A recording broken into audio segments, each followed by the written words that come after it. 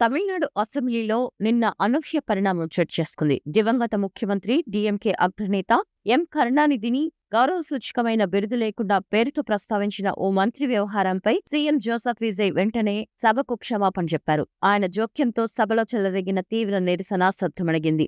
ఆరోగ్య, రెవెన్యూ శాఖల పద్దులపై జరిగిన చర్చలో రాష్ట్ర అటవీ శాఖ మంత్రి ఆర్వి రంజిత్ కుమార్ పాల్గొన్నారు. ఈ సందర్భంగా ఆయన మాట్లాడుతూ గతంలో జరిగిన ఎన్నికల్లో ఓటుకు నోట్లు పంచే వ్యూహాలను తీవ్రంగా విమర్శించారు. వివాదాస్పదమైన తిరుమంగళం ఫార్ములాను ప్రస్తావిస్తూ గత ఎన్నికల్లో తన నియోజకవర్గమైన కాంచీపురంలో ఒక్కో ఓటుకు 1,500 రూపాయల వరకు పంచారని ఆరోపించారు. తమ ప్రభుత్వం మాత్రం ఎలాంటి డబ్బు పంపిణీ చేయకుండా అధికారంలోకి వచ్చిందని పేర్కొన్నారు. అయితే ఈ క్రమంలో డీఎంకే కురువృద్ధుడు దివంగత నేత కరుణానిధిని ప్రస్తావిస్తూ కళైనార్ లేదా మాజీ ముఖ్యమంత్రి వంటి గౌరవ సంబోధనలు లేకుండా నేరుగా కరుణానిధి అని పేరుతో పిలిచారు. మంత్రి వ్యాఖ్యలతో సభలో ఒక్కసారిగా దుమారం రేగింది. ఇది సభా సాంప్రదాయాలను ఉల్లంఘించడమేనంటూ ప్రతిపక్ష డీఎంకే సభ్యులు తీవ్ర నిరసనకు దిగారు. మాజీ మంత్రి కేకేఎస్ఎస్ఆర్ రామచంద్రన్ నేతృత్వంలో వారు పెద్ద ఎత్తున అభ్యంతరం వ్యక్తం చేశారు. పరిస్థితి ఉద్రిక్తంగా మారుతుండటంతో సీఎం విజయ్ వెంటనే జోక్యం చేసుకున్నారు. మంత్రి రంజిత్ కుమార్ ప్రసంగాన్ని మధ్యలోనే ఆపి దివంగత నేతను అలా పిలవడం తగదని అంగీకరించారు.